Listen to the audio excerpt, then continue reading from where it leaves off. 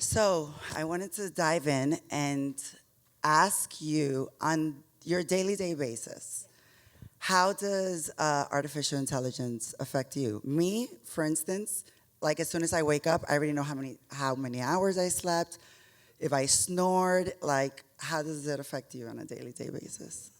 That's a great question. Is this on? I think it might not be. Guys, Probably have to do it's testing. that. Hi. Yes, I think it's on Now it's on. Artificial intelligence. Well, I can speak to it from my work lens, and I can speak to it from my personal lens. Um, at the FCC, and we can get into what the FCC does, but at the FCC, two of the things we've done recently with regard to artificial intelligence has to do with robocalls with artificially intelligence generated voices.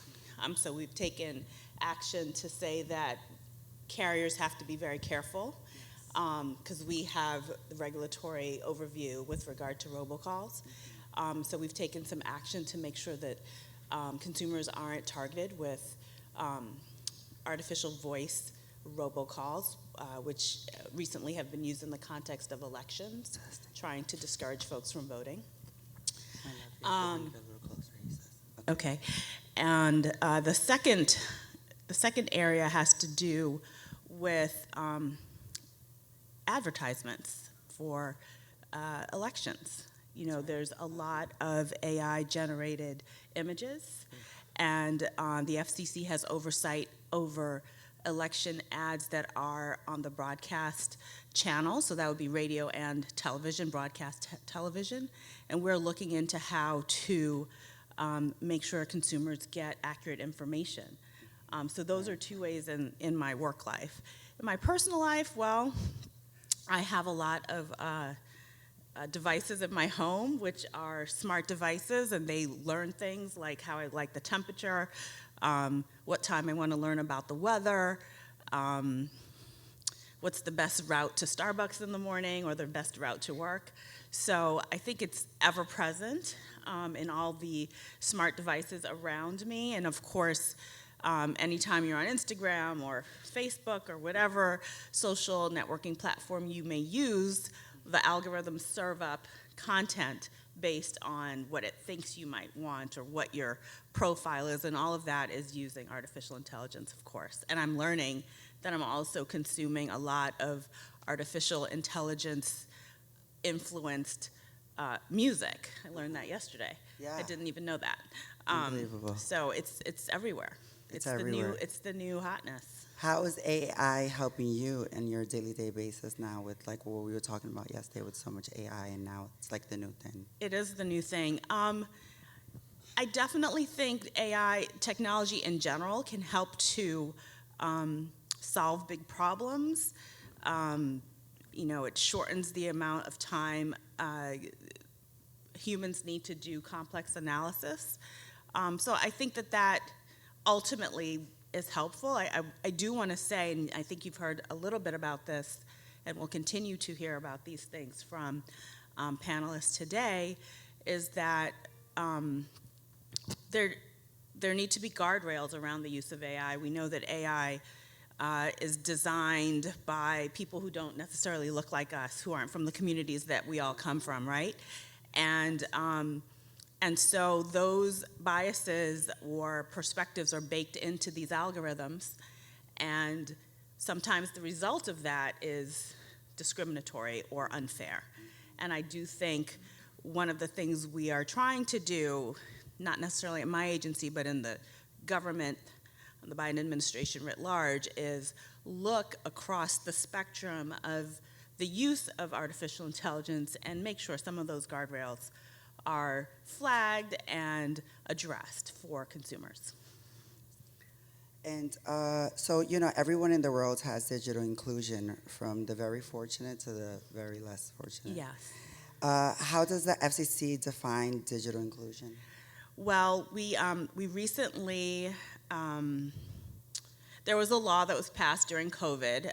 It required the FCC to eliminate digital discrimination in communications, which is a big task. And we just define it more by what's missing than what's happening, right? So if people in areas, and this largely, the best lens for folks to understand this is through our access to broadband and our access to telecommunications, right? So we all know that there are zones and areas in the United States, even in urban areas, where folks don't have ready access to broadband, which is now, we can all see, is so necessary for life. It's not a nice to have, it's a need to have. You can't access government services, you can't access business services, you can't communicate if you don't have broadband. You can't be entertained if you don't have broadband, right? So we look across, our rules that we adopted look across the sort of adoption and deployment, and we look to see if, all things being equal, this area that doesn't have access should, and then we have a complaint and enforcement mechanism to try to right those wrongs and bring equity to the access space. That's very important, because a lot of people want to know that, Yeah. because it's like I said, it's sometimes it could be unsafe. How does the FCC ensure security and privacy to people? Well, that's a really important area. These devices, we have them with us all the time, All day, every right? day. And some of the functionality of these devices keep track of where you go.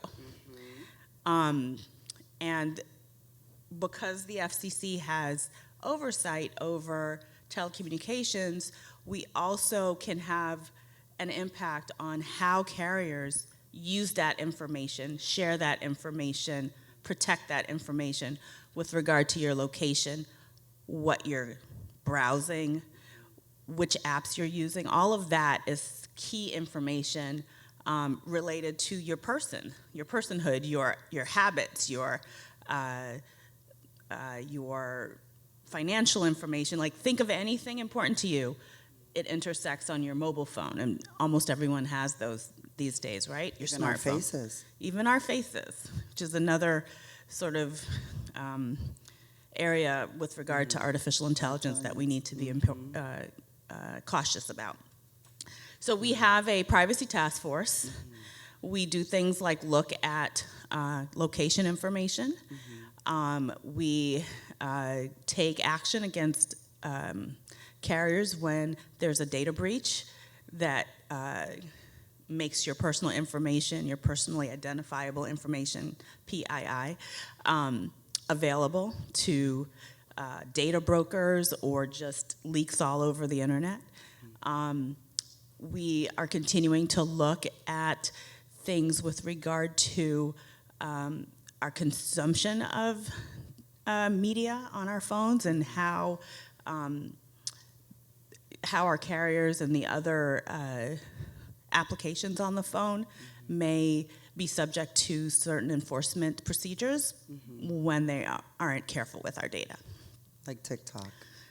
Well, not TikTok. Not TikTok? That's another agency. That's the Federal Trade Commission. Okay. Okay. So we regulate, and this is a good time to talk about sort of the FCC in general. The FCC, and I pulled up the mission just so everyone can have that foundation. The FCC regulates interstate and international communications by radio, television, wire, satellite, and cable in all 50 states. As an independent U.S. government agency overseen by Congress, the Commission is the federal agency responsible for implementing and enforcing America's communications laws and regulations. So our job is kind of the wires and the conduit and the networks, rather than the content, especially with regard to non-telecom or media carriers. So a lot of the work on privacy we do in tandem with our sister agency, the Federal Trade Commission. And the tech companies in particular, like TikTok, fall more under the Federal Trade Commission umbrella of regulation. Interesting. That's so good to know. So, how can digital inclusion benefit the United States? Well, as I mentioned, and as we all know, broadband is the lifeblood of our ability to communicate. And if we aren't able to make sure everyone can participate in digital access, then we'll leave some people behind. And one of the things I'll highlight that the FCC's done that we're very proud of is we have a broadband map. And there are folks in the audience who I'm sure are super familiar with this. And the broadband map, for the first time, has identified every location in the United States so that we know whether those locations, I mean households, right? So every address, essentially. And we now know whether people have broadband with certainty and who their provider is. So that's a very important tool to making sure because if you don't have information that's accurate, you can't actually solve problems, right? Well, I was going to say, how can the public get those services, obtain them? Oh, you can go on fcc.gov and you can plug in your address. I'm sure there's some sub windows, but go there and you start there, or actually just Google broadband map FCC. And you can plug in your address and you can see whether or not, well, your address should be there. If it's not, that's a huge problem, so let me know. But you can see who is listed as your broadband provider. If you disagree with whether that location is served, you can actually access a process to let us know. It's called a challenge process. You can do so individually. You can do so through your state or county mechanisms. You can do so as part of an advocacy group that might be in your community, like an urban league or a community development organization. So there's all different ways to actually challenge or to help us make the maps better. That sounds easy enough, I guess. So, because we are at the Music Tech, Yes. we wanted to know, how do you think digital inclusion benefits the music industry? Well, access and infrastructure are so important, right? And I mentioned that the FCC has oversight over media outlets such as radio and television broadcasts, which I think are maybe forgotten outlets for entertainment, but making sure that those TV and radio outlets are robust, right? Because you can just turn on your radio, or if we have them. People don't have radios anymore. Sometimes you can play a radio on your phone. On your phone, there's apps now that has radios. But the radio signals don't go down in a storm, right? They don't. No. They don't. TV signals, broadcast TV signals don't go down in storms. So those are really important avenues for information. We all get the weather alerts on our phones and on our television sometimes now. Yesterday there was a flood and it came right to the phone. Yeah, we all got the same annoying beep at the same time. So describing those functions, because I'm trying to establish that making sure that radio and television exists, that it exists widely, even though we know that the changing media consumption models are making those business models at risk, right? The traditional radio and television shrinking because of the eyeball model. Everyone's moved to online and cable. But we are working to make sure that people still have access to those, because some people don't have the resources to have cable or get information through other means. So we are trying to make sure that some of the ownership, the diversity requirements for ownership are robust and enforced, so that there is Latino radio and Black radio and Korean language radio, all of those outlets have an opportunity to exist and thrive. Wow, amazing. I wanted to know, did anyone have any questions? I know you guys have to have a lot of questions. Okay, stay right there. Guys, can we put a number 2? Mic number 2, please. I'm going to start off with you, sir. My question is quick. Can you say who you are? Yes, Linwood Bibbins. I'm from here in New York. I have a question for you on the FCC versus FTC when it comes to TikTok, because a lot of what I've been reading is around the location data, Yeah. which comes back to, I think, your side of it. Yes. More like the mobile carriers. Yes. And if that is a solution so that TikTok can go forward, because I hear they're trying to move in that direction. Curious if you're hearing that same Yeah, thing. no, it's true. We do work with the FTC. We have kind of, they're our cousins. And the people differ with regard to where they think the most authority should live. But right now we share authority. And so if you view the TikTok problem as only a location data problem, that lives at the FCC. But I think there's also an issue with regard to the ownership of TikTok and what information can be gleaned to feed algorithms that may ultimately target Americans in ways that are counter to national security.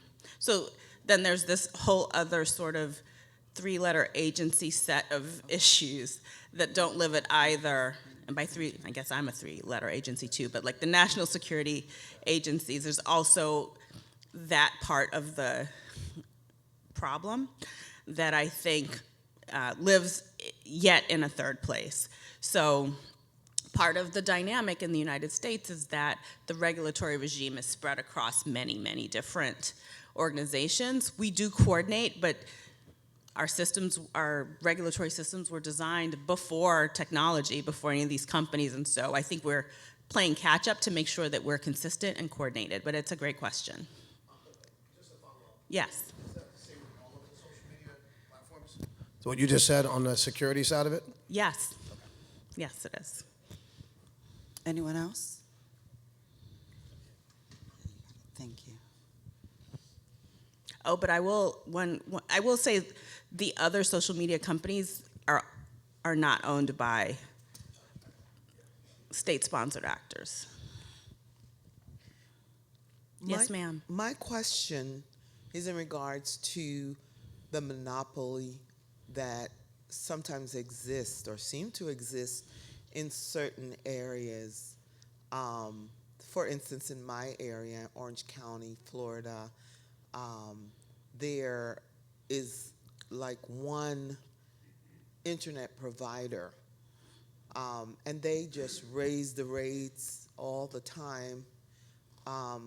That seems to be contrary to what we have become accustomed to in the U.S., where we have competition between companies and not allowing monopolies to dominate the sphere.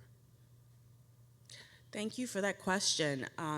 So you may be aware of a issue called net neutrality. Net neutrality is the idea that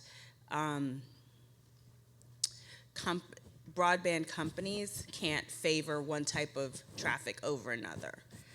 But more broadly speaking, the fact that the FCC could reach the activities of the broadband providers has been something that was a huge controversy. And the ability of the FCC to reach those providers and some of that behavior, which might be unfair and anti-consumer that you're discussing, was taken away from the agency during the last administration. And we just got that authority back. So in April, we just restored net neutrality, yay us. And so we are beginning to look again with this renewed authority at some of the concerns you've raised. We just did it in April. It's only June, so we're still a government agency and we move a little slow. But we have more tools now to look at that type of behavior, and we intend to use them. So hopefully, we will be able to create more equity and more access with the reinstated rules. And just to follow up to that, would it be helpful to do maybe like public service announcement in regards to the new restoration of your function there, make that to all citizens and have us either online or by phone to let you know what's going on in our particular areas to help you to gather that research data quickly? Absolutely. We do have a portal on our consumer, I think it's a Consumer and Governmental Affairs website where you can bring that type of information to our attention. So you absolutely should, but an awareness campaign is a great idea. I'll take that back. Hi, how are you? Good morning. Hi, good morning. My name is Naya Pearson, and first, the FCC actually gave me my first job in law school, so I just wanted to point out if there's any law students here, it's a great place to go during law school for your internships. But also, I had a question about digital inclusion. Mm-hmm. Is there thoughts about, or is there a part of the program where we consider the elderly population? For example, you explain, access to the broadband, but in regards to population, I know a lot of the times the elderly don't know how to then use these resources that are provided. So is there a component for that? Yes, we do. So when we were doing, during COVID, there was the largest ever broadband access program called the Affordable Connectivity Program. It has now expired, but during that time, we definitely had outreach to elderly populations to help them get access. And then we partnered with different community organizations to help them with the functionality and the ability to use it. There are also programs that are another sister agency called NTIA, where they have sort of a program to help people, not just elderly, also veterans, also differently abled people, get online and figure out how to use it. So, but we're also always looking for more ideas. And we do have a digital discrimination set of rules as well, because I think sometimes the elderly find themselves swept up in some of the inequity with regard to technology. And we definitely do a call out with regard to elderly populations and making sure that they are considered within the groups of folks that could be discriminated against for the purposes of our rules. Does anyone else have any questions? Ms. Jones, I just want to ask William Porro with the county. Yes. I'm fascinated by the map that you just shared. Is it possible to get that in a more comprehensive, like for the county itself? Yes. To find out, because the ISPs are definitely not giving it to us. So Absolutely.